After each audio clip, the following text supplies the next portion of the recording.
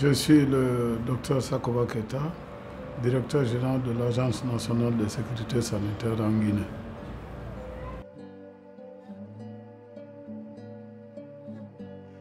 Bon, le projet JSI, au moment où ça venait, ça a trouvé qu'on avait une nécessité impérieuse de suivre les survivants d'Ebola dans notre pays pour pouvoir contrôler le risque de résurgence de la maladie à partir de ces survivants.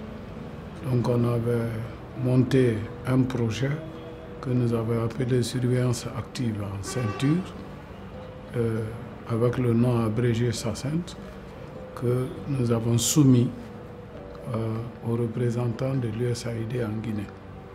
Et c'est dans ce cadre que JSI a été choisi pour exécuter ce projet dans notre pays.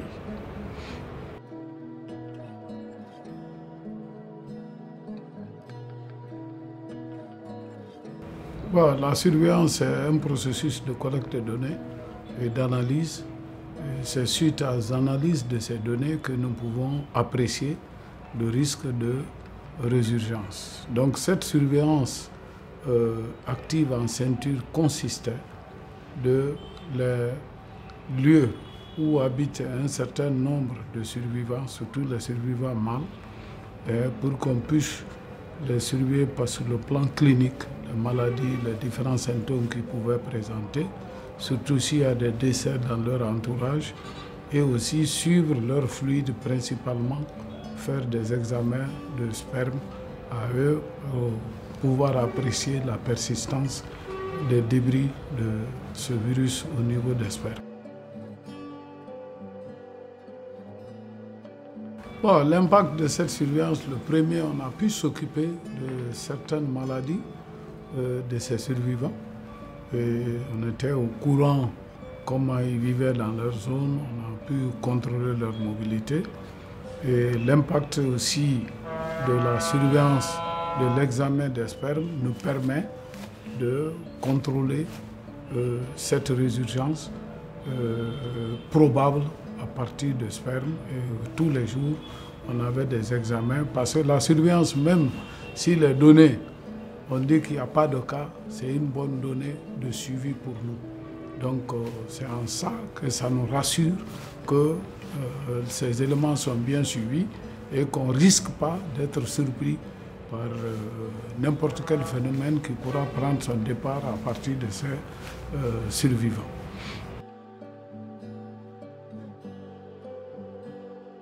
Donc ils sont dans ça et le contrôle n'est pas fini. On a prévu faire ça jusqu'en 2020, jusqu'à ce que les recherches scientifiques prouvent que le réservoir qui pourrait être au niveau des survivants n'est plus d'actualité. Mais jusqu'à preuve de contraire, si on n'a pas de publication scientifique, nous on veut que ce contrôle-là soit suivi au niveau de ces survivants jusqu'en 2020. Et donc d'ici là, on pourra voir avec les résultats des recherches s'il faut continuer l'expérience ou pas.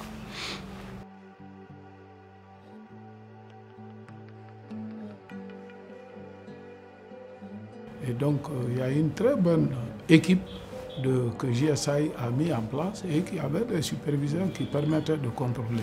Moi, en tant que directeur général, ils m'ont apporté de l'assurance parce que je savais qu'il y avait une ONG qui faisait le travail correctement, j'avais moins de soucis et j'étais informé de tous les résultats en temps réel pour me permettre de prendre des décisions, etc.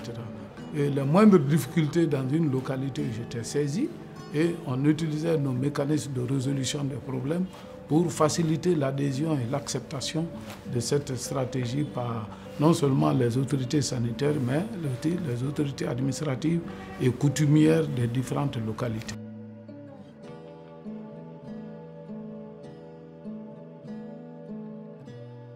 Oui, la première stratégie, d'abord, la première réticence, c'était d'abord le prélèvement des spermes.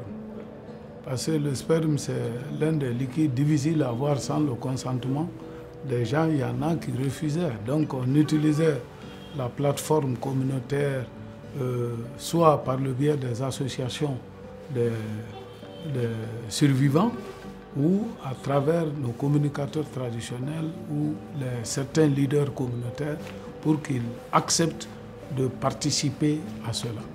Au début, on avait des réticences pour collecter cela, mais au fur et à mesure qu'on évoluait, et on a vu pratiquement l'adhésion de tous nos survivants à cet exercice de donner le sperme à une certaine périodicité actuellement qui est de chaque trimestre.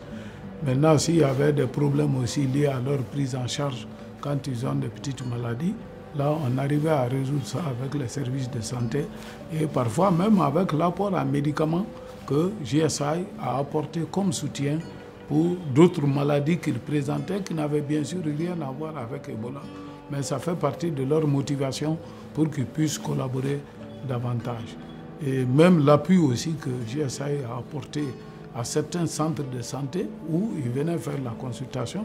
Ils ont apporté des matériels pour améliorer le plateau technique, pour permettre une meilleure prise en charge de ces gens. Donc voilà un peu des genres de problèmes que nous avons pu régler avec l'appui de GSI sur le terrain.